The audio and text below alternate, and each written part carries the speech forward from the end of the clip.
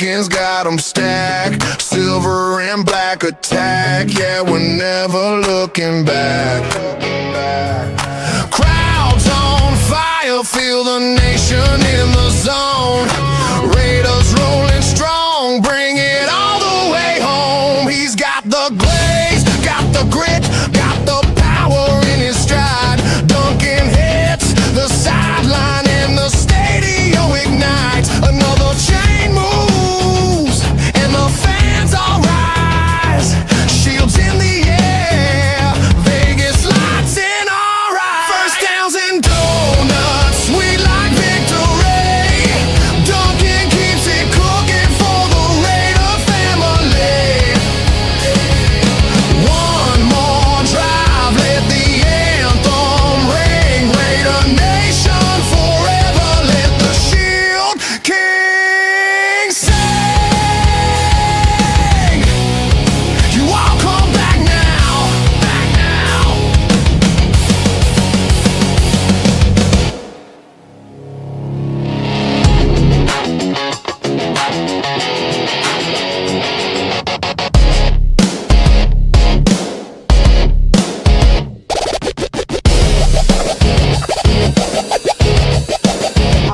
Back now.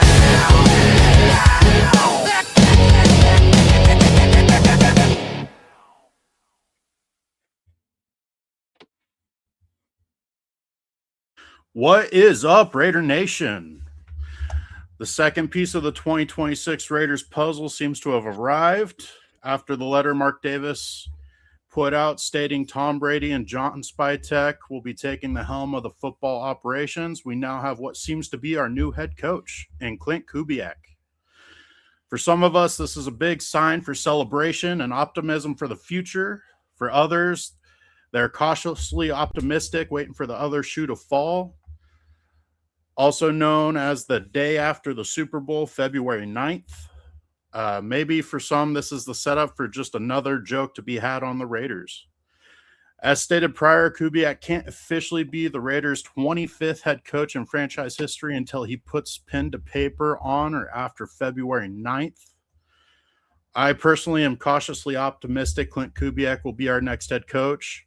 If our time as Raider fans has taught us anything, nothing is guaranteed.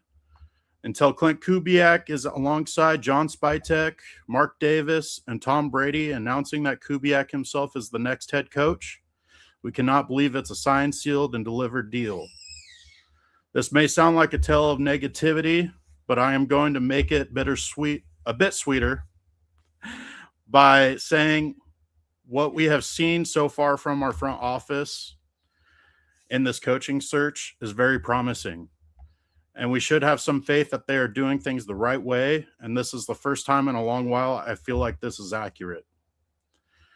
If the past 8 years have told us anything, the carousel has to come to a stop at some point.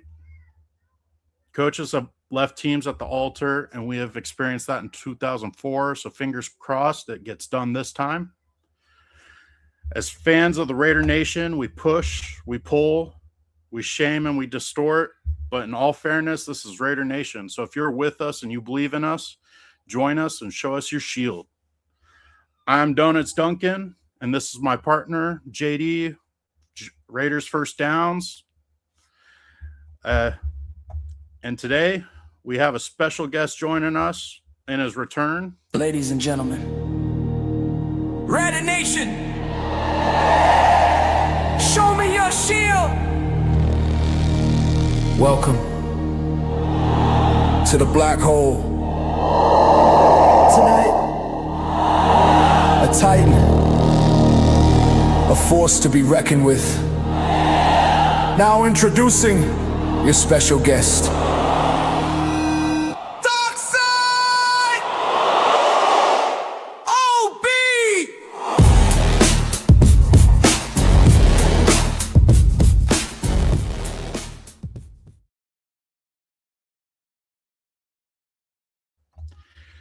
And here we are, the man himself, Dark Side OB. How you doing? What's going on, man? How y'all doing? Doing great. I mean, some great signs so far about Klint Kubiak possibly being our head coach. What are your thoughts on Kubiak? Be honest, I actually like the idea now. I know when we first started talking, I was against it, but the reason why I was against it was because I thought he was one of those nepo type coaches. But after doing, like I said, doing more research on him, that's totally not the case, because he's hopped around, and in order to hop around and still be put in positions to lead one side of the ball, you have to show some kind of some type of greatness, right? They just not like these head coaches. They want to put their name in the history books, and they're not just going to give a guy a job just because, right? Yeah. Outside of a Pete Carroll. And not to put my partner Jason Downs in the back seat, I want to hear his opinion too, but our chat is popping already, so let's go ahead and hit them up real quick. We got Robert Pena in the house. I'm not bueno. Jason, your mic's muted. We got Jack, Rosetown native,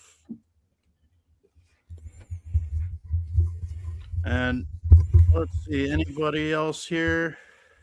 Got a bot in here. But Yeah. salute everyone, salute Raider Nation. Let's keep that chat going. Salute and we want to hear Bueno your Pena. opinions. Sorry, Jason, go ahead. I was just giving my shout outs to Bueno Pena. You guys, thanks for coming in. Rosetown, thanks for coming in, brother. Yeah. And thanks for Obi for joining us tonight. Oh yeah. Anytime. And chat, keep it going. We want to hear your opinions on what we're talking about too, and we will pop it up throughout the show and make sure you guys are recognized, because that's what the show is about. It's about Raider Nation. It's about that shield, and we want to see it loud and proud. So, getting to our talking points. First one is Clint Kubiak. By DNA, he is a Mike Shanahan disciple. His dad, Gary Kubiak, was longtime friends and assistant coach to Mike Shanahan. Obviously, with that comes West Coast offense, which seems to be the main staple of offenses in the NFL right now. You have any thoughts or like keynotes you want to talk about on the West Coast offense itself? Dark Side? Oh, me? Nah, it's a successful scheme. It's been around, like you said, since what, the late 80s, 90s or whenever it was, early 90s. So it's been around for a while, and I don't think it's going nowhere. So, and I feel like Clint has taken it. Clint, Kyle, Sean McVay, they've taken it and they've like added their own little spice to it. Because again, I went back and I ain't gonna say I watched every single play from this Seahawks season, but I watched most of the games, and the man can call some plays. Yeah. The man is very creative. He keeps a rhythm to himself, doesn't he? It's like there's a method to the madness in which the sequence he calls plays. Yeah. And another one thing that I do like is he doesn't go away from the run. He doesn't get away from the run game. Like he sticks with it regardless. Yeah. No, I know that's a big talking point on the stat people from ESPN and stuff, is they really try to knock on Clint Kubiak because he tries to force running the ball at times. And I think it's kind of a good thing that he does not give up on the run, even when it's not successful, because it forces defense to honor it. And we've seen that the past 2 seasons, we just slowly get away from running the ball as the game goes on, and then we become one-dimensional and we continue to not score points. Now, getting back to Jason, what are your thoughts on Clint Kubiak? Are you excited about it? The news coming out on him? Excited about him possibly being that head coach of ours? Yeah, you know what? Here's the thing. Number one, they targeted the guy. Right? They had a target. They had a specific target. They had a game plan. They executed the plan. You know, they went full bore. They knew who they wanted. They went after him. And at this point, it seems like we got our guy.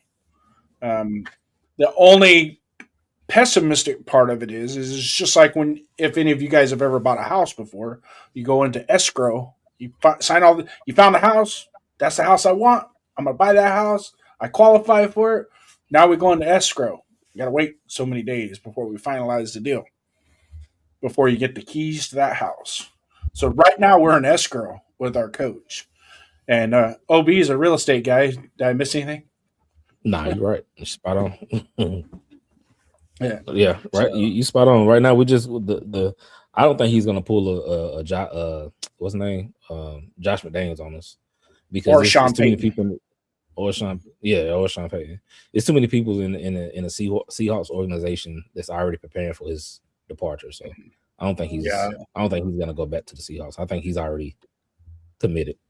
I mean, the GM of the Seahawks just flat out said that he's going to be a Raider next year on it yesterday. Nah. So that's why in the monologue I said, unless this is some sort of ugly setup to a cruel joke for us, like it's going to happen. Yeah. Now, that being said, it happening, does Kubiak change your perspective on how the Raiders attack free agency?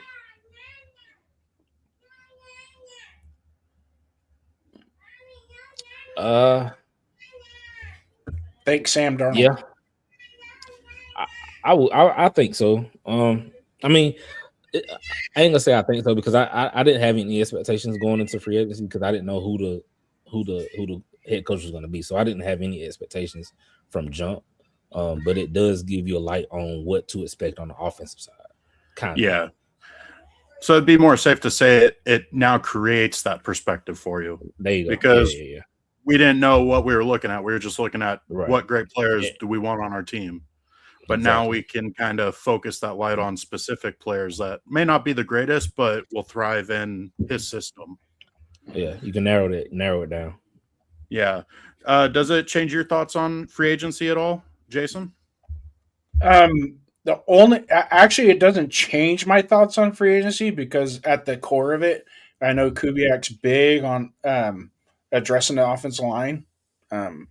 That's one of the things that they did in Seattle last year when he came in is, they drafted that guard right at the top of the draft.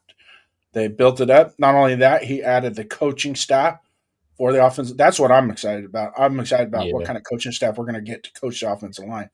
Yeah. Right? So that's got me excited in and of itself. Just that right there. Yeah. But I'm going to throw a little spin in it because Kubiak has a knack for refining veteran quarterbacks and their skill sets, and then also nurturing the younger ones along with it. That's where his experience in San Francisco when he was a quarterbacking coach in San Francisco. That's where he met Sam Darnold. Right. Mm-hmm. So Sam Darnold's a backup quarterback, and we know that the quarterback coach and the backup quarterback spend a lot of time together. Right. Mm-hmm. They spend a lot of time together. Yeah. So that's where that comes from. So I think in free agency, it might not so much be from a free agent standpoint, but don't be surprised if he convinces Spytech to go out and maybe make a trade for a veteran quarterback that is a backup. Or I don't disagree. He might keep Geno. We don't want him to keep Geno, but he might. But he also, I think I trust Kubiak with Geno more than I trust Pete Carroll and Chip Kelly with Geno because we already saw that, right? But I trust Kubiak because Kubiak isn't going to wait till week 15 to pull Geno Smith out the field. Yeah, and we're going to get more into that real quick. I'm going to acknowledge some of the chat here. We got Joe Hartaka, Raiders against the world. Absolutely. Always is, always will be. The NFL hates the Raiders, and we wouldn't have it any other way. Rosetown native, O-line has been the priority and will be 100%. Yes, absolutely has to be. I mean, bare minimum, we need to find two very good starters, whether that be free agency or the draft or both. I argue get two from each, but that's personal opinion. Robert Pena showing the love for Darkseid. Everyone, go check out his channel. Go subscribe. Appreciate hit the you, like button on his last video. And I do recommend, when you have the time, go check out all of his videos. They're very good, very thoughtful, and he loves the comments. The comments help feed what his next video is going to be. He gets ideas from his comments. So go ahead and do that. Robert Pena, yep, showing love. And 401 Raider Jeff, Gino 2026. Honestly, it's I wouldn't be not out surprised. of the realm of possibilities. Kubiak himself, I believe, stated he went to Seattle for Gino, and then they traded Yep. him away. He So did. there is a possibility in that. Jeff's laughing. I know it's crazy because us Raider fans want Gino on the first flight out of Vegas yesterday. I think so- Gino wants the first flight out of Vegas. Yeah.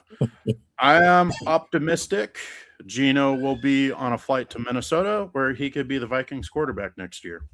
Hopeful, Over thinking JJ McCarthy. but Yeah. I would I say was there thinking. is I was thinking either Minnesota or Atlanta. yeah, Atlanta Either or. maybe to back up Penix because Penix kind of a health risk right now. I don't think Penix is going to be ready for the Yeah, season. at the he start tore, of the season. yeah he tore his ACL. Yeah, Again for the third time. But talking about players moving around on our roster, obviously we're gonna have to make additions.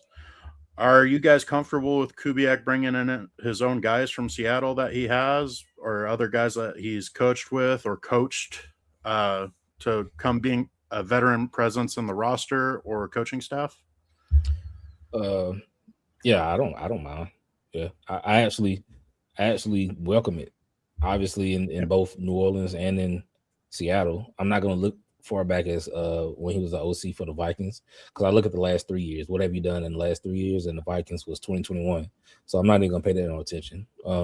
But New Orleans and Seattle, he was very, I ain't gonna say very successful in New Orleans. He was semi-successful in the first few games, with until Rashid Shaheed got hurt, Chris Olave got hurt, Derek Carr got hurt, Taysom Hill was hurt, the backup running back got hurt. You know what I'm saying? Everybody just kept getting hurt. So Yeah. I think they would have been okay if they would have been healthy. And obviously, in Seattle, everything worked out for the best. So yeah, I wouldn't mind. I wouldn't mind at all. Now, Jason, out of the guys currently in Seattle, I know we need receivers. There are 2 free agent receivers after the Super Bowl, in Shaheed and in Cooper Kupp. Would you be interested in bringing either one of those guys or both of them over to the Raiders? Shaheed's intriguing because he's a weapon in the kick return and the punt return. That's the most intriguing part of that aspect. But also look for maybe somebody from New Orleans that he might target, that's currently still there. And don't be afraid for Jawan Jennings either. If Jawan Jennings hits the free agent market, No, we talking free agents. that could be he could possibly be a cap casualty. What is it, Bree? The other possibility that Kubiak does have some experience with is Ayuk, Brandon Ayuk.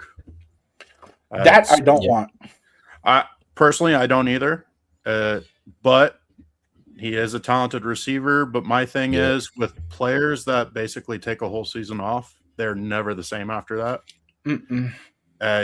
I personally don't want to take a chance on him because 1, his attitude, and 2, he took that whole season off. So We're done taking other people's headaches, Duncan. yeah, we're done. well, We're I done with mean, that. I think most of Raider Nation always has been. Well, It's ever just, since Antonio Brown, and we gave it another shot last year with Amari Cooper. That's it. We're done with that shit. We're done with that. yeah, I'm just putting names out there. It's a possibility. Money Chuck coming in. Greetings, gentlemen. I watched an interesting film breakdown on Kubiak's offense today from Sanjit. I'm really excited. Yeah. Sanjit does some legit film breakdown. That is the area I would always suggest to watch Sanjit is his film breakdown. He does a very good job in those. I don't remember his YouTube channel, but I would recommend going and checking out that video Money Chuck is talking about. If Money Chuck wants to post it, we can shout it out. It's a guy that I think he would possibly bring over from Seattle is Derek Young. He's a wide receiver, 6'3", big guy. He plays special teams, run blocks. So just a name to throw out there. Yeah, He'd be a good replacement for Thornton. Well, tell you this, Thornton's on one hot seat. He better really show up and show out in this offseason once everything gets ironed out, because he cannot perform like he did in the games last season. Yeah. No. He Good take, Money Chuck. Good take, Money Chuck. Like that one. Yeah. 401 Raider Jeff Walker is a free agent. He is restricted. Yep. And that'd be one heck of a combo, Genty and Walker. And I would actually take a gamble at covering his restricted free agency offer. I'd be willing to push a little bit, few more chips on the table, where Seattle goes, we're not matching that. Yeah. What was your question, Darkside? What's the max is a 3rd round pick, right? Or a 4th round pick? You can put on 3rd round is the highest. Yeah. Yeah, that's what I meant. Yeah. I don't know about that. You know what? I can get a running back in the draft. If I got to pay a 3rd round pick, I'll just get one in the draft. Yeah. I mean, there's some interesting names that aren't really big that will be there in the 3rd day of the draft. Yeah. Rosetown native. I'll take Al Jair, number 2 hard hitter. Yeah. Al Jair is also a restricted free agent also, though. Because he's coming off his rookie deal. Official Miles McKay, Love. Yep, and free agency, yeah. Okay. With Kubiak, I mean, he pretty much brought in his own staff on the offensive side of the ball for the Seahawks this last offseason. What are some key names that we should be looking at that may make the transition over to the Raiders? I'm sorry, say that one more time. What are some key coaching names we should be looking at on the Seahawks roster, coaching staff, that we should bring over to the Raiders? Most definitely the offensive line coach, Benton. He has to be priority number one. For him, I would even make him the offensive coordinator just to guarantee we get him. Because Kubiak's going to be calling the plays, so we don't have to worry about him calling plays. And putting him as offensive coordinator, as a line coach, like, it's going to make it hard for teams to really want to try to take him from us. Yeah. The only thing we'd have to do with him is, at minimum, because of the lateral, they could block the lateral, is we just add assistant head coach to his title. That we could do because he is a positional coach. But Justin Otten is the assistant offensive line coach and run game coordinator currently in Seattle. And I wouldn't mind getting – and he's young and hungry, full of piss and vinegar too. Well, so we could definitely make a run at bringing them both over. Make Otten the O-line coach, and then make the other gentleman the offensive coordinator. Otten's easier because all we have to do is elevate him to offensive line coach, and it's not a lateral move. I would still just bring Benton over and make him the offensive coordinator because 33 years of experience. Hopefully, we're good enough that they want to, like, other teams want to snatch him up and make him the head coach, and then you just have his replacement already, the offensive line coach. You just promote him. So or however you want to do it. Rosetown suggesting Janako, the quarterback coach. I mean, that'd be awesome. Somebody who Kubiak is already comfortable with the quarterbacks. That being said, I believe Janako might actually be in the running to become the Seahawks offensive coordinator. I think he is. Yeah. So that one may be impossible for us, but it's not actually impossible, but more very unlikely. Because he don't be afraid. Don't be Look. afraid to hear Josh McCown's name come up in the hiring process either. McCown's interesting too, but McCown Yeah. also we would have to make him the Promote. offensive coordinator because he's currently a quarterbacks coach. So, He's ready. He's ready to move to coordinator. yeah. So He's put it. there's definitely a lot of interesting names on the offensive side, and we're probably going to mostly talk about offense in the near future because that's what Kubiak is an offensive guy. Before we switch over to the defensive side, let's hit up the comments again real quick. Got Evil Redbird coming in saying, "Hi guys, what is up?" Evil Redbird, salute. Saying, "I don't know what it is about you guys. Look like you got swag." Oh, that's all Darkseid. He brings it all. That's you with the beard, man. Darkseid's the muscle, man. Rosetown native Janako follows Kubiak, is what he was saying. Yeah. I mean, it is possible, but I don't know, man. Sometimes guys finally put their foot in the ground and go and do what's best for their career, which I think is him becoming the Seahawks offensive coordinator if it's offered to him. Yeah. Now on the defensive side, obviously Kubiak doesn't bring over a staff to the Seahawks for the defense. So what are some names that we can throw out there that might be interesting for the Raiders? Mainly for defensive coordinator right now. From the Seahawks. Seahawks or anybody related to Kubiak. I know we're probably all. I know we're going to say the same names in regards to Carl Scott, but I did a lot of research on Carl Scott.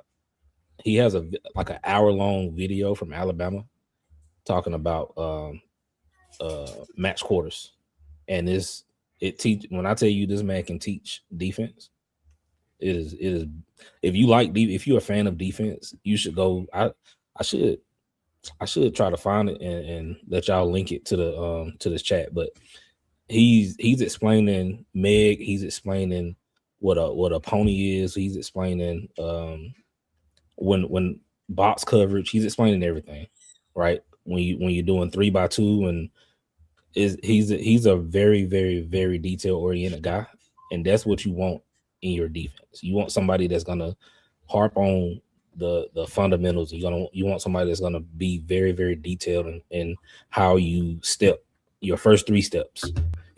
Are you gonna shuffle here? Are you gonna do a basketball shuffle, or are you gonna actually backpedal? And that's what he's talking about in that breakdown. Again, this is in his Alabama days, so obviously he's learned a lot from the best DB coach ever in Nick Saban. So now he has that Nick Saban background as well as being with Mike McDonald for the last 4 or 5 years. So that's my number one guy, Carl Scott.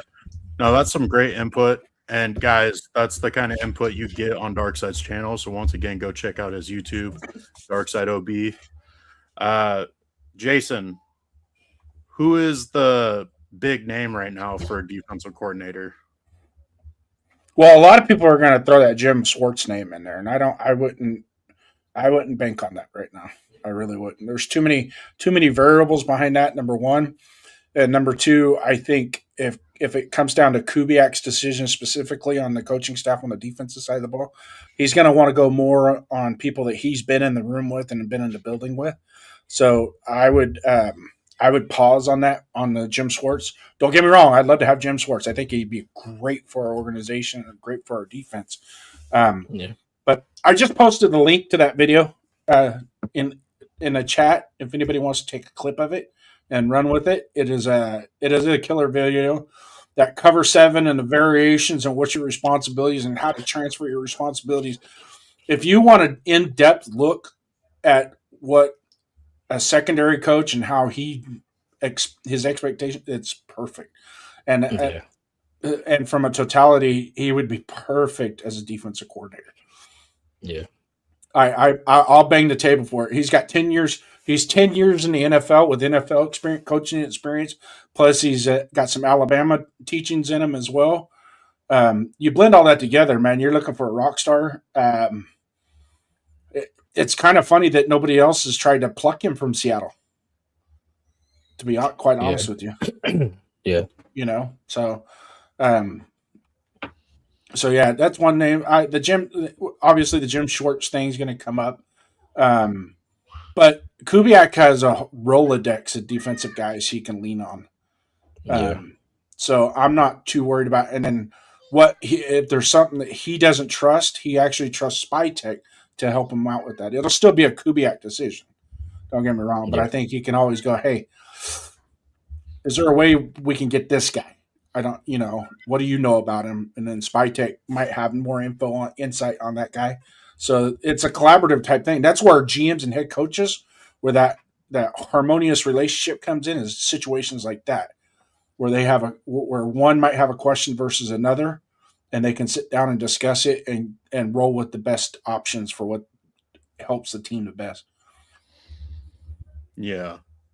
Now, obviously, free agency is going to be a huge deal for us because we have so many holes to fill.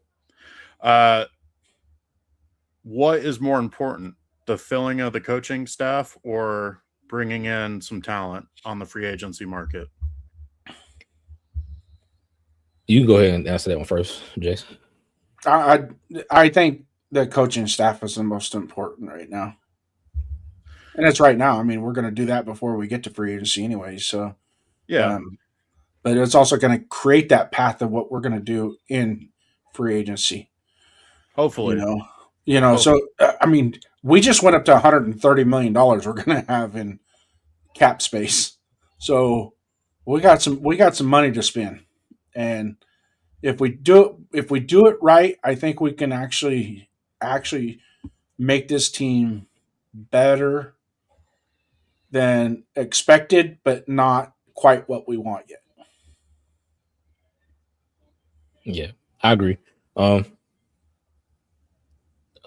Coaching definitely matters, but you also gotta have players.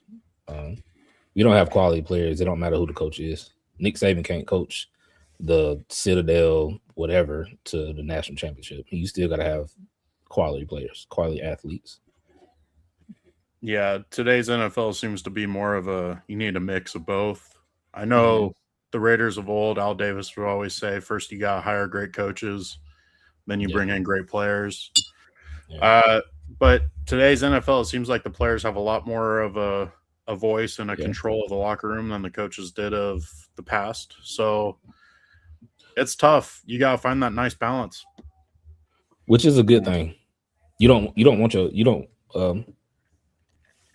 I was again, I don't know if I said this last time. I was in the Army. So when I was in the Army, our captain and master sergeants and what I'm saying, all of them, they didn't tell us what to do all the time. We controlled ourselves. The privates and the sergeants, we all policed ourselves, as the Army saying goes. We policed ourselves.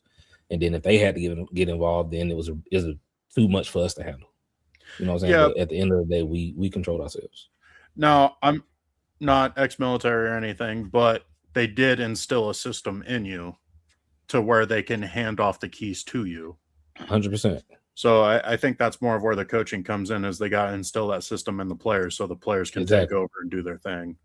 So it's still hand in hand. Like, they're not just blindly bringing you in and just letting you run rampant. No, yeah, you're right. Now, that being said, us Raider fans, we've been going through a crap ton of turmoil, just turnover, coaches left and right. That being said, Kubiak being a younger guy, offensive guy, a lot of Raider Nation really wanted him, and we're excited that he seemed to be the target. How soon should we be trying to expect results, or should we even be trying to expect results? Should we just give first season a pass and then start expecting to see stuff in the second season? Like, what should we be trying to look at? Like, what are some goals? I would say you want to. I set my goals high, so I say within the next 3 years we should at least be competing for the AFC Championship. That's just my opinion. You got a rookie quarterback, right? You got a rookie quarterback on a rookie deal. He's supposed to be, you know what I'm saying, this the next great best thing, right? You got a young offensive minded head coach, which everybody wanted, everybody's hyped for, right? And if he's supposed to be what he's supposed to be, right, then he's gonna, you know what I'm saying, prove everybody wrong or everybody right, however you want to look at it. You got a great tight end in Brock Bowers, you got Ashton Genty, like all of those guys, you got the pieces, right? So you're just missing the coach and the quarterback. So I think within the next 3 years, we should at least be in a AFC championship. Okay. So bare minimum playoffs pushing for that championship. 100%. In 3 years. Jason, do you have any like goals, standards, expectations that you want to see, and how soon? I do have goals and expectations, but you also want to see the process. You want to be able to articulate, is the plan being carried out? And from my standpoint, I would like to see something in that middle of October to November range of this year that shows us that we're going in that direction of where we're going to be and how we're going to be as a team. Because that's usually about the time, your injury attrition starts to kick in. Your rookies are starting to get up to pace, and your second and third year vets that you have should be reaching their top performance, being their top performance level that they should be at. But keep in mind, this isn't microwave food. This is a slow process. So it's not, don't expect by week 2 or week 3 that we should be yelling fire Kubiak we did Absolutely. the last 3 years. We there comes a point in time where Raider Nation needs to take their bottom lip, pull it over their top lip, and just shut the fuck up. Yeah. 100%. I was trying to preach that, but it just seemed like every time I tried to say we need to let Pete Carroll have time, he would next day do something. It's just like, why are you still here? He made it impossible to defend. He backed himself in a corner with nepotism. With Gino and his sons, he backed himself into that corner, and he couldn't get out of it. Yesterday, I was listening to JT the Brick, and he said something that caught my ear that I found interesting. And he said he wants a coach that can run the plays that they instill in the offseason. They have all these offseason programs where they're instilling their offense and their plays, and they beat up on the defense, and like they actually look good. And then you don't see those plays at all during the season. So that being said, so what practice that week? Short-term goals. I want to see that system. Like they're instilling their system in the offseason. I want them to see them have their go-to plays, what they can feel comfortable running in the offense. We may not be successful this next season, right? But instilling some sort of system that we can go to and find some sort of success during a game, not necessarily success in the win, but something that we can build off. That would be nice for the short term. Yeah, build that foundation.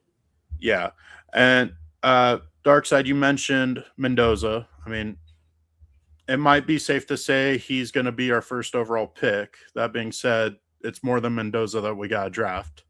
And this past weekend, there was the Senior Bowl, right? Correct. What were your overall thoughts about the Senior Bowl and its process and the practices and the game itself? Well, it was a different Senior Bowl. The first, it was ran by a new, not owner, but a new GM, I guess. So it felt different, right? It felt different watching it because the layout, the scheduling, everything, the timing, everything was different. And I don't think the players, as far as like the skill position, good night, baby. The skill position group didn't live up to my expectation, like in years past. The DBs wasn't as good as I thought. There was a couple guys out there. The wide receiver group wasn't as good as I thought. But the O-line and D-line, they was actually pretty good. The quarterback group wasn't good. It could just be because the quarterback's not good. I thought Taylor Green was going to have a better day than he did, and Diego Pavia. But I liked a couple guys. Matt's what's his name? Ian Aker, the guy from Arizona State. He was a brick wall. He's a steady right tackle. There's a kid out of Auburn, Jeremiah Wright. I liked him. There's another guard that I liked, Jennings Dunker, Bo Stevens. Like, there's a lot of offensive linemen that were good out there. There's a lot of defensive linemen. Zane Durant, you had Derek Moore, you had my guy from Florida State, Darnell Jackson. He was in the Shrine Bowl, and he ended up coming to the Senior Bowl because he did so good in the Shrine Bowl. And he's huge. He has like the biggest wingspan in like the last 3 years. And he's like 6'6", 335 pounds, right? With 11-inch hands and 35-inch arms. So he's a specimen. Yeah, it's a few. Oh, and the linebacker group. I'm sorry if I'm getting long-winded, but Oh, the that's linebacker okay. group, the linebacker Jake group was Rodriguez. crazy, man. You got Jacob Rodriguez, you got Kyle Lewis, you got Bo Bichette. I'm thinking about football. I mean baseball. Bryce Betcher out of Oregon. Yeah. Keelan Elam's Orr out of TCU. He had a pretty good day too. But yeah, it's some solid names. Yeah. So now I'm going to ask both of you, what was a standout player on the offensive side and defensive side for each of you? I'll let you go. The only offensive side throughout the week was Malachi Fields from Notre Dame. He really showed what his catch rate is and his route discipline. And he had all his reps were consistent throughout the week. I didn't see any drop off. So I'm going to say Malachi Fields is my winner as far as the guy that performed the best on offense for either team. Defensively was I liked what I saw. Oh, hold on, let me go back because I only caught part of Wednesday's practice and then into the game, but I was really impressed with Jennings Dunker from Iowa and the kid from Arizona State. I'm not even going to try and say his last name because I'll bite my tongue trying to do it. But that kid, he showed me something. It was like he's going to be a good pro for a long time on that right side as a tackle. I wouldn't be surprised to see his draft stock climb significantly just off the Senior Bowl, and then you throw in what he'll do at the combine because he's kind of a dancing bear in a roundabout way. You watch his feet, man, and he came out. He was a basketball player. Yeah. That later on transferred over to the football side of things. So he's an interesting guy. Again, Jake Rodriguez. He just kind of solidified everything that I thought about him. I think the biggest knock on him is he played behind 3 really good defensive linemen in college, so they kind of stole some of his thunder, so to speak. But he's one of those guys that I think is going to be a really good pro. And hey, maybe we can trade back a little bit in the second round, get some extra picks, and get him in the second round too. For me, I'm gonna be greedy, and I'm gonna give you 2. 2 on offense and 2 on defense. Okay. Mike Washington, the running back out of Arkansas, he was really good. He's a big guy, 6'2", like 225, solid. He's a bruiser. Yeah. And then at receiver, I'm gonna say Barry Brown. He reminds me of Ted Ginn Jr. Now, not NFL Ted Ginn, college Ted Ginn. Okay. NFL Ted Ginn was trash. But he's a better runner. Yeah, he had moments, but him with the Carolina Panthers was awful. But so yeah, that's my 2 offensive guys. Defense, I'm gonna try not to say the same guys that Down said, but Bud Clark out of TCU, safety. I feel like he can play safety and drop down and play nickel too. And then I'll say my guy from Auburn. I got his name written down. I'm sorry.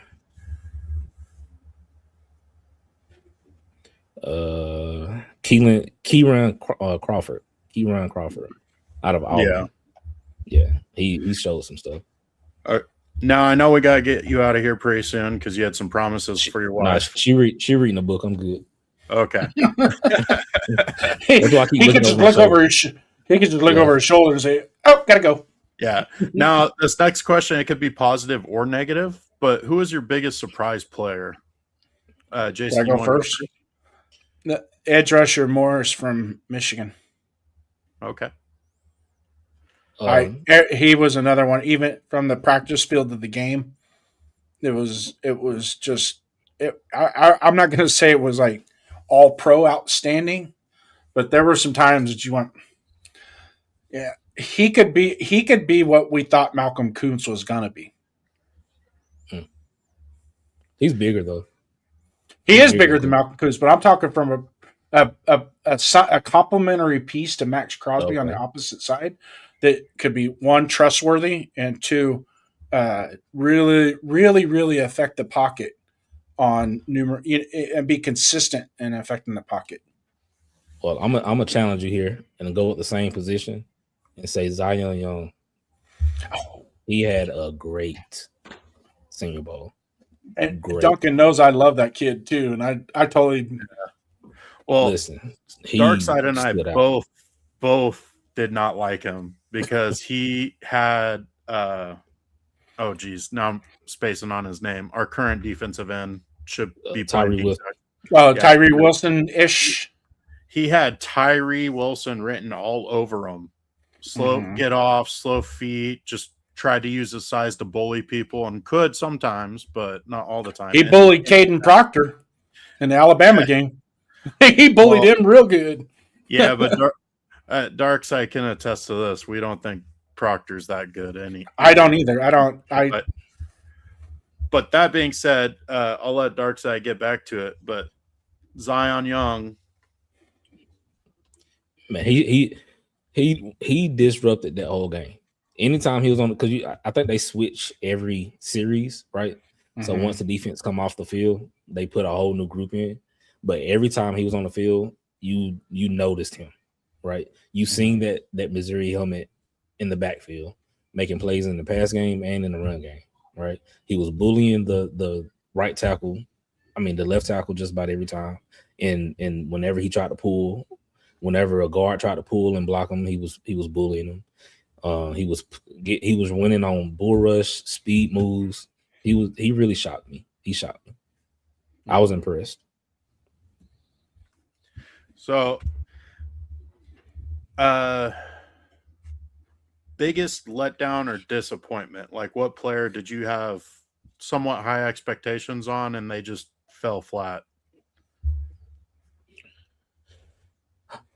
Taylor Green, quarterback out of Arkansas. I thought he was gonna raise his stock a lot, and he didn't do it. He didn't show me anything. But it was very windy on the game day. It was very windy. But if you're 6'6", 225, 230 pounds, you should be able to throw the ball through the wind. And he wasn't showing me nothing. I thought he was going to be a better version of Terrell Pryor, and he didn't show me that. He let me down. Now, quick question on Taylor Green. With throwing in the wind, was it he was just missing constantly, or like he had power behind his throw and just was not hitting a barn? No. Or was it didn't even have the power in it? Right. Both. Yeah. Not missing as in inaccurate. The ball was taken off. Like he was throwing it and it just, he was trying to throw here and the ball just go like this. Yeah, he can't be having that with such a big body quarterback. All right. Yeah. That has noodle arm written all over it. Yeah. Did you have would expect that from a Diego Pavia, but not a Taylor Green. Yeah. Jason, did you have any letdown players? Believe it or not, I was disappointed in Garrett Nussmeier. He won. Even though he played one of the best, I still, I expected a little bit more out of him because his year this year at LSU wasn't that good. I think a lot of that has to do with, I think his abdominal injury that he had was more severe than what it was played out to. That on top of the fact that Brian Kelly, I think, is a horrible coach. I don't like him. But I was expecting more out of him in the Senior Bowl, especially when he's got New Orleans Saints coaches coaching him. Right. And See, that's my whole point. because that's where his dad coaches. So you figure he had a little bit of an advantage coming in. Yeah. But I was thoroughly disappointed in Garrett Nussmeier. Okay. Yeah. Mike Love coming in with we once drafted a quarterback from Arkansas who I had hopes for, Tyler Wilson in Tyler 2013. Wilson. I remember Tyler Wilson. Mhm. Yeah. So now getting on to the draft, is Mendoza the surefire 100% number one pick for us? I think we're gonna trade back and get Jalen Miro from the Seahawks. Not just playing. Yeah. I was thinking we were going to trade for Malik Willis. Even though he's a free agent, we're going to let him sign with the team and then trade for him, get an extra second round pick, and then maybe trade our fourth and fifth round pick to the team to get Malik Willis. So we'll give up our first and a fourth and a fifth to get Malik Willis. You're about to have me go off like I did against the guest Jeff had on Thursday. Yeah, because really, in all honesty, let's face it, he's a consensus number one. Yeah. Have any of you guys watched the Chase Daniels podcast? That he does the all 22 evaluation. His Iowa tape from the end zone, because I can only watch the games from a broadcast. I'm not paying for no damn all 22, right? But I can still see a lot in the broadcast when I watch it, and I can understand a lot of it. But when he brings it up and he starts to show the all 22 and some of the throws that he made, it's like, yep, that's evidence right there that he needs to be the number one pick. Yeah. Not say bad, but I ain't gonna say the only thing I think he needs to work on is a few things he needs to work on, but my biggest thing that he needs to work on is his post throws. He needs to start leading the receiver instead of underthrowing. He tends to underthrow it a little bit once it hits that 25, 30, 35 yard mark. No. He tends to underthrow it a little bit. But his fade routes and yeah, are which is funny because it's outside the numbers that he's throwing on the fade routes, inside the numbers towards the hash on the post routes and corner routes. Yeah. So it's like, oh, come on, man. It's like he tries to guide it a little too much when it's the post, like on his back shoulder. He's perfect on the back shoulder, and it's like he tries to do the exact same thing with the post and the the seam routes, and you can't do that. You have to throw and let your guy go get it. That's my only thing. But yeah, he's for sure the number one pick. I will say his footwork when he's throwing, when he pushes off with his back foot, it ends up floating away from him. So he's not getting everything through his body motion and throwing the ball. That's not his foot. That's not his foot. That's his C. If you watch, his C is like this.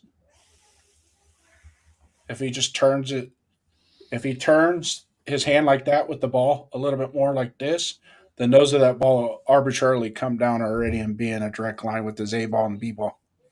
I didn't know his hand can make his foot go sideways. I'm talking about his footwork, Jason. Well, I thought you were correlating that with his ball sailing going high. No, I was saying his footwork. Okay, my mistake. I misunderstood. But both can correlate into that. By having a proper base and pushing off with your foot properly and your throws and dragging your toe at the end of the throw, like that allows for your body motion to twist properly so you can get more into the ball. And then you, with your hand motion, you want to try to make sure that nose stays down so that way you can get more out of it and the travel distance. But anyways, like I said earlier, the draft is more than just Mendoza. Like, we need to fill in those gaps on the rest of our team. So now after the Senior Bowl and what's looking like Kubiak being our coach, what are some intriguing names and maybe like the second and third round we should be looking at? I'll say, I'll give you a name at two names at wide receiver.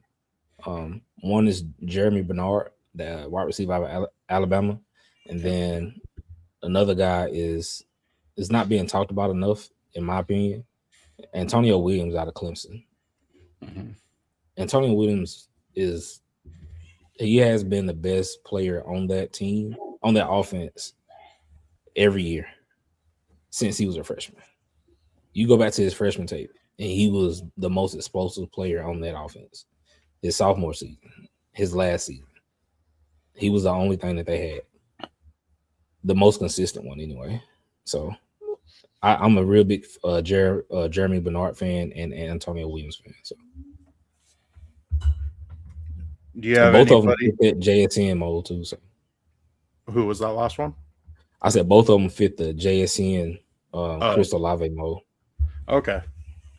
Well, I mean, that would definitely be interesting in Kubiak's system because we know how he likes to move JSN around to make sure he gets the looks that he wants and make sure they can't key on him.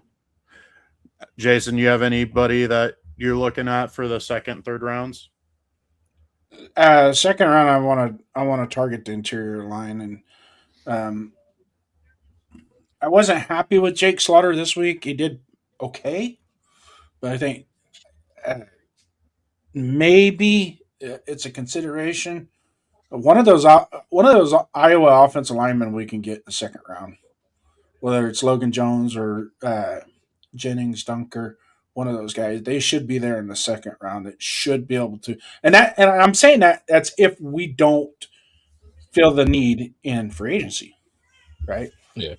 Because let's face it, I myself, if we don't address that the problems going into free agency, which is our offensive line, I'm hesitant on drafting Mendoza as well. I start to pause for a minute and go, if you do draft Mendoza and you didn't do that, then that kid's got to sit. You're going to have to sit your first pick, the number one pick in the draft. He's got to sit. There's no way you can put him behind that offensive line.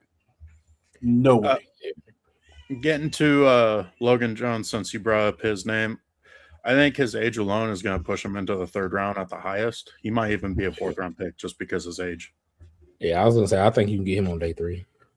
Yeah. You think so? You don't Yeah. think it'll be a late day 2?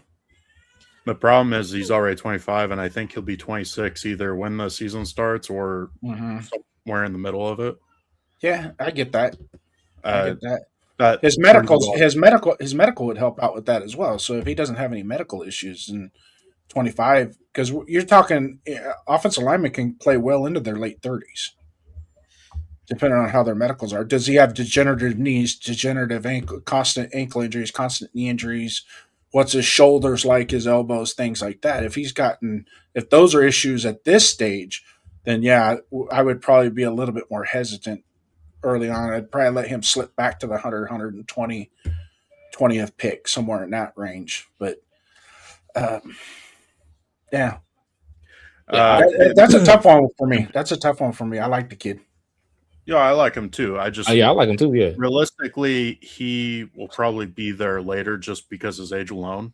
I mean, he plays great. And then there's also the argument that he's surrounded by great talent on both guard positions because himself and then the other two guards, they were all American. Bo Stevens and Jennings Dunker. Yeah. Well, I think Dunker was their left tackle, but it's looking like he might translate to a guard position in the NFL. Yeah. He's built to be a guard, more of a guard. I mean, he's just a mauler. I mean, I would love to have somebody like him on our strong team. base. And his base, I was just going to say, he's constantly keeping the play inside his shoulders. Yeah. He's not leaning and reaching. And then Mike, keeping up with what we're talking about, he said, which receiver would y'all like most for the Raiders, Surratt or Cooper? Surratt's most likely going to be a second-round pick, and Cooper's looking like third, maybe fourth round. I could see him being fourth round just because his he doesn't get all the looks because Surratt demands so much. But Cooper, to me, is a sneaky better receiver, especially at the NFL level. I would go Cooper too. I think Cooper has a better catch radius. He did a better job of fishing out bad balls than what Surratt did. Yeah, Well, I mean, that ridiculous catch that Cooper had during the Penn State game. Penn State. Yep. Yeah. Yeah. He's better. He's better after the catch too. I hate Yeah. to tell you guys this, but I think that was intentionally thrown that way. Well, I mean, I do too, because if he throws it lower, there's a chance it gets tipped and picked.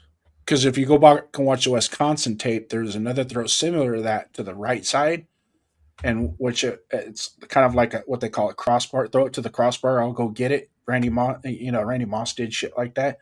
But if you watch, there's a touchdown that they throw in a Wisconsin game, and you can actually see Cooper go like this, throw his hand up, point upward, throw it up. Yeah, because you're taught if it's at the goal line, if it's at the goal line, throw it low. If it's at the back pylon, throw it high. Yep. Like the back of the end zone, you throw it high. Goal line, you throw it low.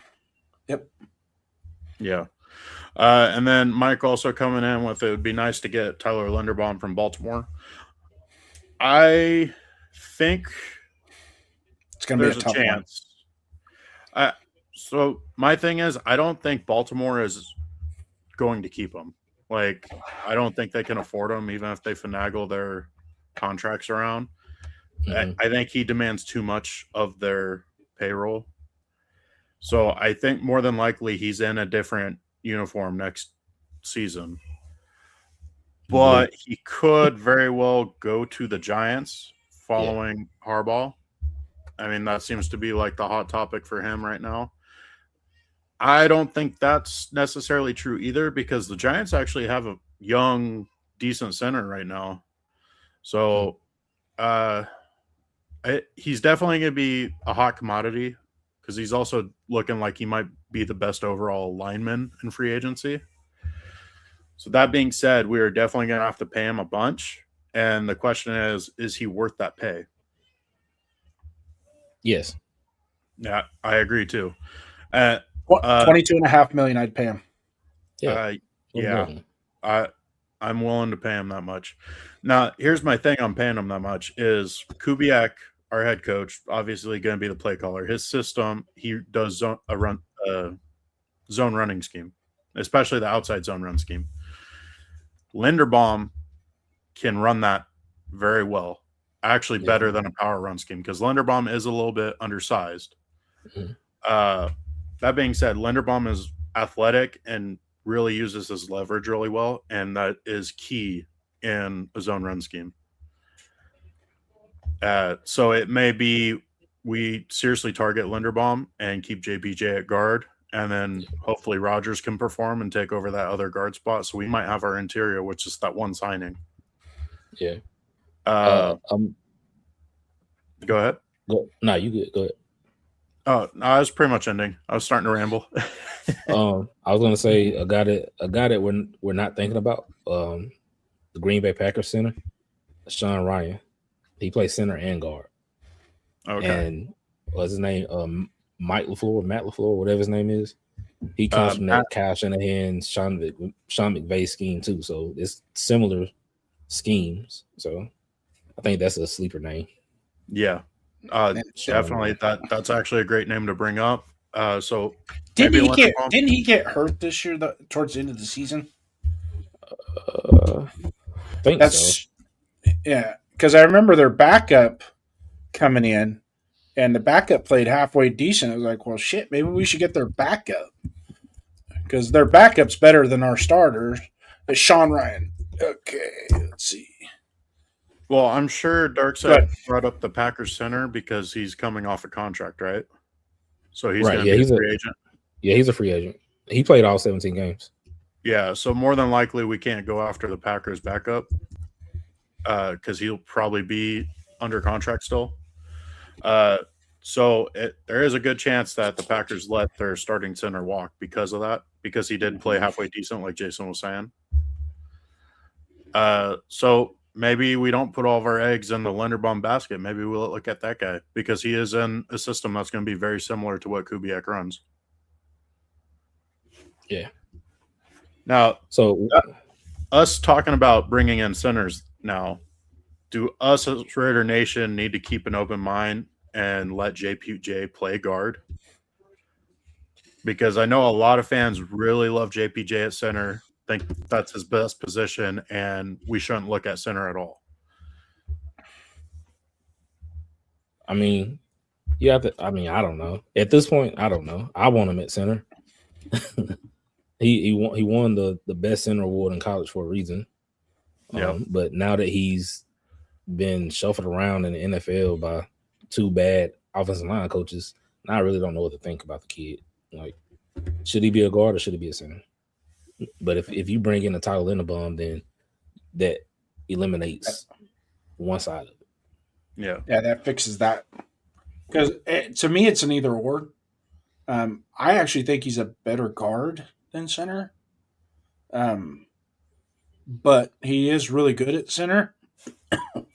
But if we get a natural center, just like a Linderbaum or through the draft, that can come in and play, immediately plug and play, then that gives us more options with JPJ. You know what I mean? So moving him to guard. Yeah. Keeping him at guard, and I'd put him at left guard next to Colton Miller. Move him back Yeah. over to the left side. If he's going to play guard, I'd prefer him on the left-hand side. Mhm. He looked way better at left guard last year than he did at right guard this season. Mm-hmm. Yeah. He at times he looked lost at right guard. He was missing blocks left and right sometimes. I don't remember the exact game.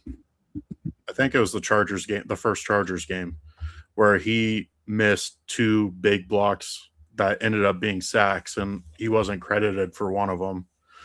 Glaze was actually credited for one of them, even though the D lineman on both times crossed. Now, Let me ask you beyond this right quick JPJ. before you right quick. I know a lot of people want what's his name, Braden Smith out of Indianapolis. A guy that we could potentially go after is Trevor Penning. He was with Clint Kubiak with the Saints. So that could be our right tackle next year. Just throwing that name out there. No, that's another great name to keep in mind. I was going to say, though, as far as JPJ goes for me, he is, until proven otherwise, injury prone. Yeah. And I'm not willing to throw all my eggs in JPJ being the long-term starter until he can get that figured out. Because he's, since high school, had a long list of concussion problems. Yeah. And it's going to come a time where if he keeps getting them, he's not going to be able to play anymore. Right. So I think So it'll probably be smart to get both Tyler Linderbaum and Sean Ryan in, just to be on the safe side. yeah, Because Sean Ryan can play guard too. or get Linderbaum or Ryan and draft for a center or a Yeah. guard. Yeah, you still got to draft him. Yeah. Yeah. And then as far as right tackle goes, Glaze, he's got concrete feet. Yeah. He needs to move to the inside where he's not going to have as many issues blocking speed rushers because they're going to get lost on the wash. Glaze is a powerhouse. He's a mule. He damn well can outpower everybody. And putting him on the inside is really going to make him a road grader and really open up those running lanes. And I do think he is still good enough in the footwork for a running zone scheme. It's just on pass blocking, he gets beat by speed rushers too easily. Jason, you have any thoughts for the offensive line? Not really. We pretty much covered them.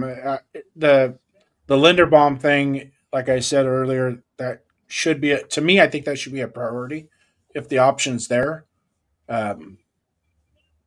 so to speak. We won't know until we hit the free agency, and then the legal tampering should let us know exactly where we stand with that.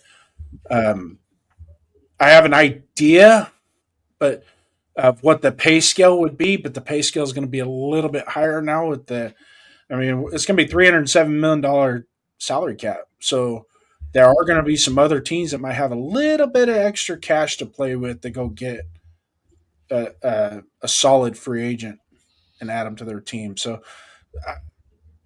I think 22.5 is a reasonable number, but if you have to outbid, go 25. Because I just really truly think that him in and of itself is going to improve our defense, improve our offensive line 40 to 50% compared to what it was last year, and that's absent who our coach is going to be. That's just in the from a talent perspective. Yeah. Now, as far as our current free agents on our team that are possibly leaving the team, I know there's one name that keeps popping up as we must re-sign this guy, and he's a current cornerback. I know Darkside knows what I'm talking about because in the Discord we actually had the whole shindig go down because of this guy. That being said, his name keeps slipping, and that's why I'm making this linger so long. Eric Stokes. Yeah, Eric Stokes. Just say it. Eric Stokes is an okay cornerback who overperformed statistically last season. Yes. Personally, I do think we need to re-sign him, but we need to bring in other help at the cornerback position. And in the short term, I would like Stokes to be the number 3 corner, outside corner. He can't play inside. He can't play that slot because he's just not fluid enough in his hips. But that being said, I do think we need to re-sign him, but I also think Raider fans need to take the chill pill when it comes to Eric Stokes because he's not a number 1 cornerback. No. Darkside, did you want to add anything to Eric Stokes? Yeah, I'm so I like Eric Stokes as an athlete, right? He's fast, he can jump high, all that good stuff, right? But like you said, when it comes to his type of play style, he fits better in the cover 3 scheme, right? Don't let nobody run past you, and you can't do that, and they're not going to do that because you run a 4-2, right?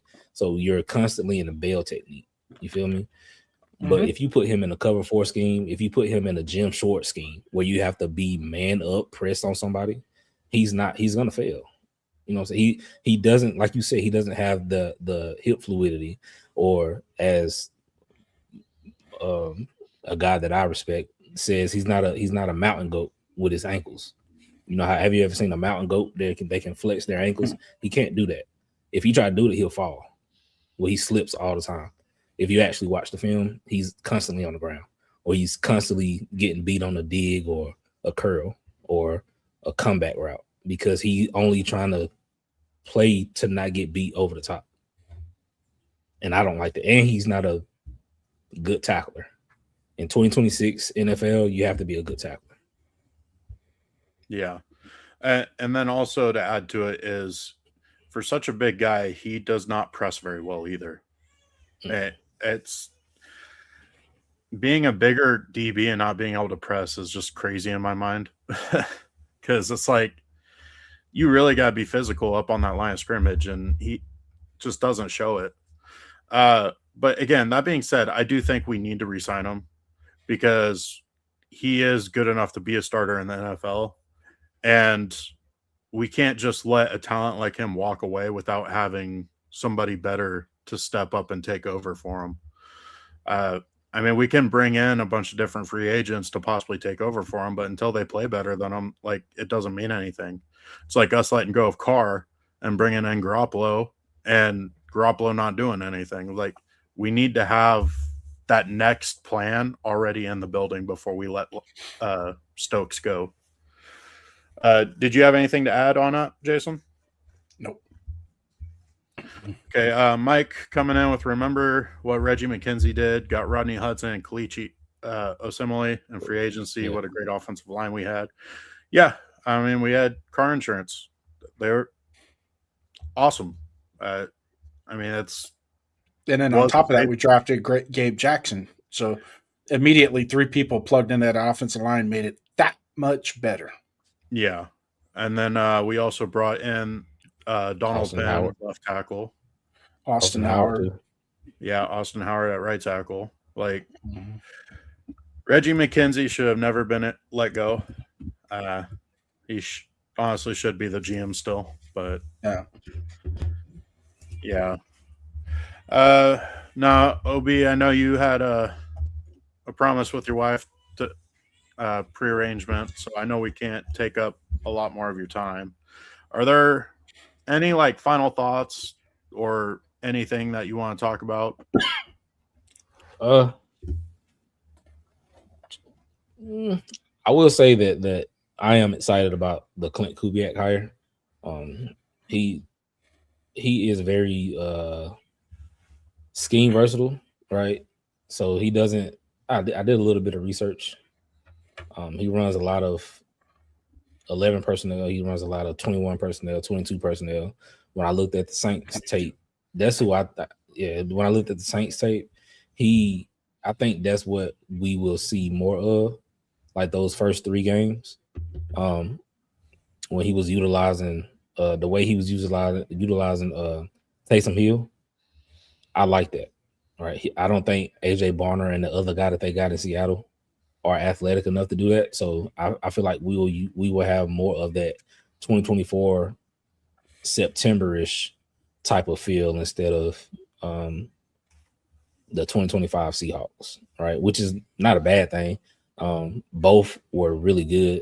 2025, he was the best offensive play caller in the league, in my opinion. But just saying, I'm super excited. I can't wait to see who he hires as his coordinators and position staff. Then get to the free agency, and then get to the combine and all that stuff. This is my favorite part of the year. I mean, for us Raider fans, the offseason has been the best part of the year. Yeah. Seems like it's the only thing we got to look forward to anymore. Well, you start looking forward to the off season in September. Hopefully that slowly changes. I'm not expecting too much from this next season, but hopefully year 2, we got some nice leaps and bounds where we're looking like a legitimate team and heading in the right direction. Listen, I told my wife she got until April 23rd to get on the bandwagon. After that, don't come talk to me about getting on the bandwagon. The door is closing. The door is closing. Now, once again, before you head on out of here, Dark Side, we're going to shout out your YouTube channel. We got Dark Side OB. Everyone go check him out. Subscribe to him. Check out his videos. They're very good. Very, very thought-invoked. And he does check out those comments. It helps give him ideas for his next videos, guys. So definitely reach out to him. Yeah. Let me see if I appreciate it, man. Yeah. Thanks for coming in. Thanks yeah, for coming appreciate in with Dark Side. We appreciate it. All right, Jason. Before we continue on, I did want to basically give an apology to Jeff and the guest he brought on, because they got absolutely brutalized Thursday night. As pretty much as soon as his opinion was even leaked, the whole chat, myself included, were just lighting him up. Did not give him a chance. And after the fact, it did not feel good at all. And I just wanted to throw it out there online so that way Jeff could see it if he wanted to, that I'm sorry to him and his guest that he brought on, because us Raider fans, we got enough shit going against us. We don't need to be attacking each other, and we need to stick together as a unit. It's okay to disagree. It's okay to debate. It's okay to talk about stuff and have differing opinions, but we cannot be attacking each other. We are one family, one nation, Raider Nation. And that being said, again, I'm sorry for what I contributed. At the moment, I did not think it was that bad, but after the fact, again, did not feel good. And that's all I wanted to say on that. I don't know if you wanted to put anything in there, Jason. I'm not trying to force you. I just talking about what I put out there. I've already had somewhat of a conversation with him. I know he's still probably a little pissed off at me, and I could totally understand. But from a standpoint, as much time as I've invested in this whole analyzing the quarterback in and of himself, I really truly think that sometimes when you bring a take, have something to support it, but sometimes support it with more than just what you. Because I just caught on to, and then it became a personal. Then it became personal back and forth, and then when you make it personal, I'm going to get personal back with you because I'm not afraid to tell you how I feel. Okay, so that in and of itself, and I apologize. We should. Duncan is absolutely right. As Raider Nation, we should not be attacking each other personally. Whenever you come out and you tell another Raider fan who has an opinion, and the first words out of your mouth are "you're stupid," we've already failed as fellow fans. Okay, I mean, really, in all honesty, you're not being any better than a 49er fan or a Patriot fan at that point. It's like now it's kind of you gotta what I'm and I got to work on this a little bit myself. Is okay. Tell me why. Tell me why. Tell me why he is not our quarterback. Okay. Well, I can differ that opinion based on what I saw with this, and this. And a perfect example is, and I always go back to it, is that last drive against Penn State. The last drive against Penn State is pretty much everything you didn't even know in a nutshell of what this kid is capable of because he continued to do it against Ohio State, against Alabama, against Oregon, and even against Miami. Now, a lot of people are looking for a certain characteristic in a quarterback. I myself, there's more to it than what you see in between the lines that I'm looking for. And when I wholeheartedly say this kid is very intelligent, is because I can support that with the fact number one, he had a full ride offer to Yale. His SAT scores, finished 3.5 years at the Haas School of Law at Cal Berkeley, which is not an easy school. Okay, so that in and of itself and his bloodline, his dad being who his dad is as a physician, so it in and of itself, there's between the ears with this kid, it's all there. With the athleticism, it's there. It's just a matter of now the coaching. And the coaching that he's going to get in the pros versus what he got in college is going to be much greater because you got to understand in college, they don't get to spend as much time with those players as they do in the NFL. You're going from 20 hours maximum participation in team activities to now you're doing 50, 60 hours of preparation for a game. So it's a huge there, and that's probably why a lot of colleges run more RPO than they do a traditional pro style or West Coast style, is because those West Coast concepts it takes tons of repetition, tons of development in a understanding the whole just the catalog that it comes with in the West Coast. Now he did run some West Coast concepts at Indiana.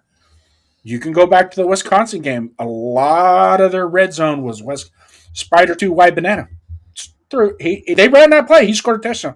The only difference that you're going to see in that is he didn't reverse pivot. He straight pivot. And then the running back got lit up in the back. But he still get offset and get that and throw that banana route in the corner of the end zone for a touchdown. So those are just some of the things to look at when you're evaluating the quarterbacks. Trinidad Chambliss, same thing. I watched a lot of Trinidad Chambliss after he took over when Austin Simmons went down.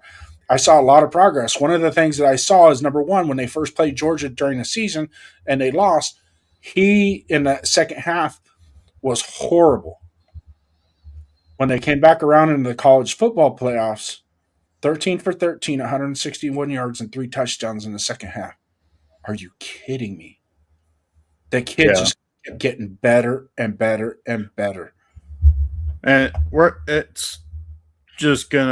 gonna probably continue beating the whole is Mendoza worth it? Just constantly throughout the draft and maybe even after the draft. We're gonna be black and blue with how much we frickin' talk about Mendoza and other channels too. I mean, Mhm. quite frankly, that's the hottest topic. We have the number one pick. Who are we taking? We need a quarterback. Well, quarterback's also considered the most important position, and Mendoza's the best at it. So it's definitely going to keep getting brought up continuously. So that being said, Just to kind of clarify, because I know I don't know if anybody, we only have 4 people in the chat right now, but we can memorialize this on YouTube as we speak.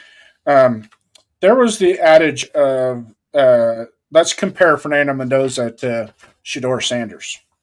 Okay? So if you want to do that, there's this thing in statistics that whenever you use a statistic, don't use portions of it just to control a narrative. Right? So we're going to look at Shedeur Sanders. First, I'm going to go over just the teams that he played against as the quarterback at Colorado. North Dakota State, Nebraska, Colorado State, Baylor, University of Central Florida, Kansas State, Arizona, Cincinnati, Texas Tech, Utah, Kansas, Oklahoma State, and then BYU and the Alamo Bowl. And I don't know if anybody watched the Alamo Bowl. I did. That was a flat murder. The score really didn't indicate exactly how big of a bloodbath that was. Now we're going to go over to Fernando Mendoza. We'll just talk about the teams that he played. And I'll give you this. Old Dominion, which is actually a really good FCS school. They're right up there with the James Madisons of the FCS. So they're not – it's the same with North Dakota State. Okay. Not a bad team. Kennesaw State, probably shouldn't have played that team, but they did. Indiana State, probably shouldn't have played them, but they did. It was on the schedule. Number 9 at the time was the number 9 team in the country of Illinois, in which they won 63-10. Versus Iowa, Oregon, Michigan State, UCLA, Maryland, which has usually got good teams. They got good players, right? At Penn State, Wisconsin, and then Purdue, obviously Purdue at the end. And then we know about the gauntlet that they ran through the playoffs with Ohio State, Alabama, Oregon, and they played. So Ohio State was the conference championship game. So that was a conference championship game, which they won, and which he played. Statistically, he didn't play very well. I mean, I'm not going to knock on that. But here's the thing. We go in and we say, okay, well, Shedeur Sanders threw for over 4,000 yards and blah, blah, blah, touchdowns, blah, blah, interceptions. He had more yards, he had more touchdowns, and his touchdowns and interceptions were comparable. I get that. But what was left out of that comparison was the actual stats that matter. So I'm looking here at the statistics, and like I said, a lot of times I don't pay attention to just statistics until it becomes part of the narrative. What I'm seeing with Fernando Mendoza is he had 3 games in which he threw 30 or 31 pass attempts. So everything else is less than 30 pass attempts. Shedeur Sanders had 34 pass attempts, 38 pass attempts, 49 pass attempts. Okay, 49 pass attempts, and he only had 310 yards. Okay, 41 pass attempts, 35 pass attempts, 40 pass attempts, 33 pass attempts, 30, 43, 41, 29, 41, 23. And then going down the same line for Fernando was he had 31, 25 pass attempts, 20 pass attempts, which he was in the Indiana State game. He was 19 of 20 for 270 yards and 5 touchdowns and had 1 rushing touchdown. So take it with a grain of salt. Obviously, the competition, okay, 73-0. He was pulled at halftime. So those are basically halftime stats. They probably shouldn't have been playing Indiana State, but they did. They were on the schedule, right? Versus Illinois, the number 9 team in the nation, who has 2 or 3 NFL prospects on their defense. Yep. They beat them 63-10. He was 21 of 23 for 267 yards and 5 touchdowns in that game. And got 23 pass attempts. Okay? He didn't play the first quarter. Right. Well, it was 63-10. Yeah. A lot of people forget Mendoza was still playing in the fourth quarter. The majority just of what- their, yeah. It wasn't Fernando. No, So the when they- majority of the games in the regular season, Fernando didn't play the fourth quarter. Yeah. So let's go to Iowa. Iowa, 13 of 23. So he's barely over 55%, 233 yards, 2 touchdowns, 1 interception. That was a very tough game. He had a lull in the second quarter where he wasn't clicking, but it started to come to. And if you go watch the game film, you will see some plays that you just go, wow. And they didn't fit the narrative that's been spread around as to, oh, it was the receivers or it was RPO or whatever you want to, how analogy you want to use to make the comparison. Those were true big time NFL throws that he made, dropping them over a defender in front of a defender. And so just take it for what it's worth. And there's an end zone. Chase Daniels has an end zone view. He uses all 22, and he shows you everything that Mendoza was doing at that time. And he was using a lot of his eyes, his shoulders, positioning his feet to offset, to try and influence the secondary and where he was going. All right, so we're at Iowa, right? 13 of 23. Oregon, 20 of 31, 215 yards, 1 touchdown, 1 interception. That was in Eugene, Oregon, and he played really good. Throw a pick 6. I get it. Kind of put through a lazy ball, and the corner was able to undercut it and take it to the house. I got it on an out route. Michigan State, 24 of 28, 332 yards, no touchdowns. UCLA Bruins, 15 of 22, 168 yards, 3 touchdowns, 1 interception. But he also added a rushing touchdown, and they won 56-6. He didn't play the whole game. 14 of 20 against Maryland, 14 of 21. Penn State. Penn State was, the first 3 quarters, he was really doing bad. But you go to that fourth quarter with 2 minutes, they gave him the ball back with 2 minutes left, no timeouts, and 80 yards, and he cooked. There was no run plays. He was 7 of 9 for 80 yards and a touchdown. And the touchdown, some people, well, the receiver made a good catch. Well, you know what? That quarterback made a good throw. And then if you want to say, well, he wasn't under pressure. Okay, well, I got a still photo that I can share with you that tells you otherwise. He got lit up when he was throwing that ball by 2 defenders. All right. I love that. The Penn State game is when I went, the hair on the back of my neck started standing up going, oh, we can get this guy. Well, Wisconsin, he was 22 of 24 for 299 yards and 4 touchdowns. 22 of 24, 299 yards and 4 touchdowns. And then Purdue, who was 8 of 15, only threw 15 times, 177 yards, 2 touchdowns. They still won 56-3. So, yes. And Duncan, if you want to take over from here as to the comparison, because he said he, quote unquote, had the better team, I'll let you run with that. I mean, Indiana did have the better team than Colorado. But that being said, is like, did they have the Heisman Trophy winning wide receiver? No, because the quarterback won the Heisman. That being said, though, as a Raiders fan, I am tired of not scoring touchdowns, especially when we get into the red zone. And do you happen to know his red zone statistics for just this last season? I know people want to add at Cal because it makes it even more impressive because he did it 2 seasons in a row of being perfect. But just this last season, Fernando threw for 27 touchdowns and 0 interceptions, and that was most in all of FBS. You think that's why you're out on the Heisman? Yeah. And quite frankly, like, that stat alone as a Raider fan gets me completely enthralled with how good Mendoza could be for us. Because bottom line, you win games by scoring. And you get the most points by getting touchdowns. And Mendoza was the best at doing it in the college. But to add to that, he also did run the ball in for a few times. So he ended up with 39 total touchdowns in the red zone and 0 turnovers. Mhm. So the guy knows how to score. And then the other statistic that drives me crazy is the RPO. They don't even use the statistic on it. They just say, oh, he's in an RPO system.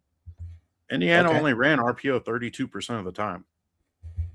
Okay, yeah, they have RPO involved in their system, but they're not an RPO exclusive system. So I don't know why they keep trying to throw that out there when the stat itself disproves them. But anyways, like I said, we're going to have plenty of time to keep beating over the Mendoza discussion. And I'm sure a lot of us will get tired of it. So let's get back to more current news with the Raiders and Kubiak. And if all things align, Kubiak's our head coach. What are the next 3 months looking like for us, Jason? Well, building out the staff. Yep. And I have full faith. One of the reasons why I like Kubiak and I also like Chris Shula, the Rams defensive coordinator, is because they both have a Rolodex, what they call a Rolodex, or they have contacts that they can build out a staff that is going to be top notch. And that's the most important thing a head coach can do is build out a staff. That's what, really, in all honesty, I think that's what hindered AP was he couldn't build out his staff. Yeah. And he brought in the Marvin Lewises and the Joel Philbins and whoever else, Tom Coughlin or whoever that used to be head coaches to come in and be quote unquote advisors. And I think there was too many advisors, not enough people with assigned responsibility, not enough people with accountability with that responsibility. And it just trickled down and it was a runaway train from there. Last year was the nepotism file. You know it, and I know it.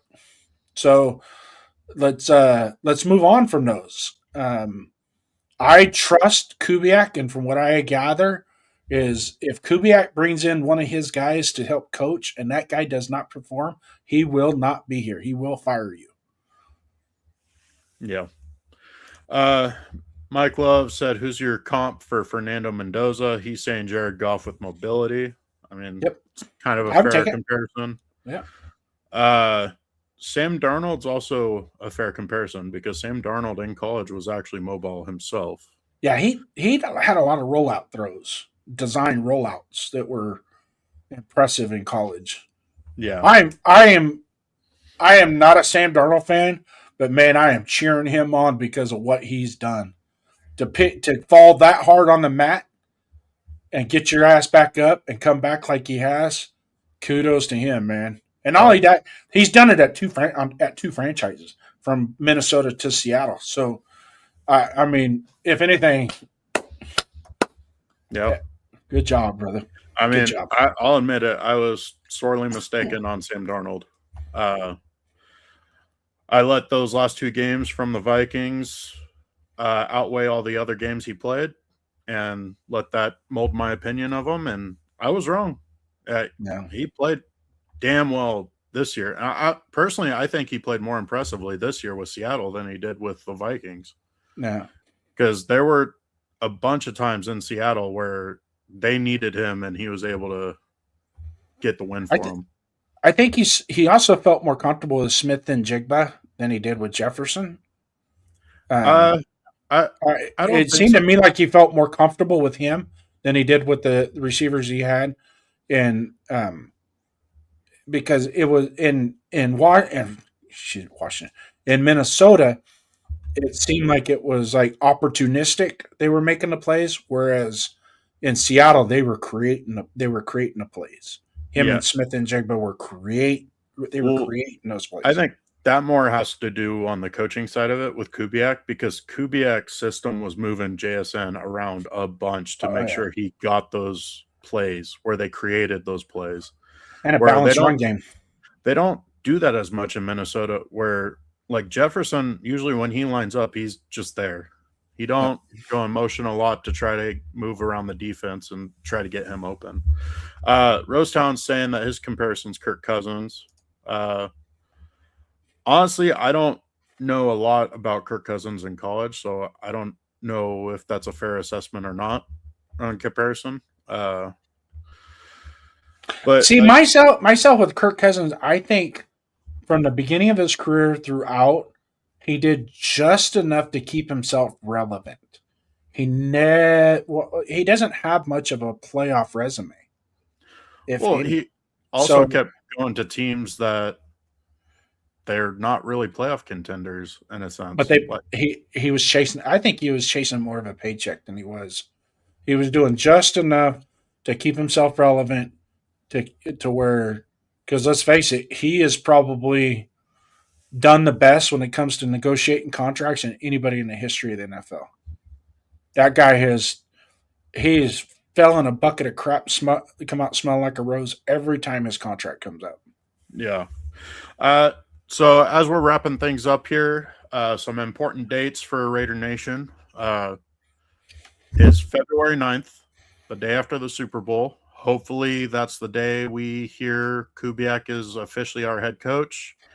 Now, it may be a day or two after that, just depending on how quickly he gets to Vegas. Hopefully it is the 9th, and hopefully it's not being pushed back, because if it ends up being the 10th or 11th or even the 12th, Raider Nation's going to start hitting that panic button. Where is he? Where is he? Robert. Have a good night, Pena. But yeah, no, February 9th or that week of February 9th, that's definitely the hot topic, is the Kubiak signing. That's when it's officially official. And then the draft is the April 23rd, I believe. So 23rd, 24th, 25th, if I'm not mistaken. Yep. And then do you happen to know when the first off-season meeting for the players is? The league year starts March 11th. Okay. And then, because once again we have a new head coach, or gonna have a new head coach, we have the early training sessions, right?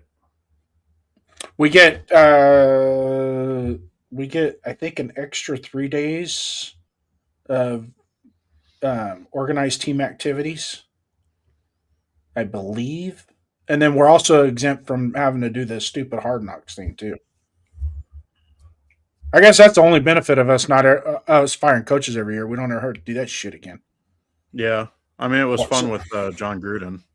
Oh yeah, it was great watching Antonio Brown pull all his stuff. Yeah.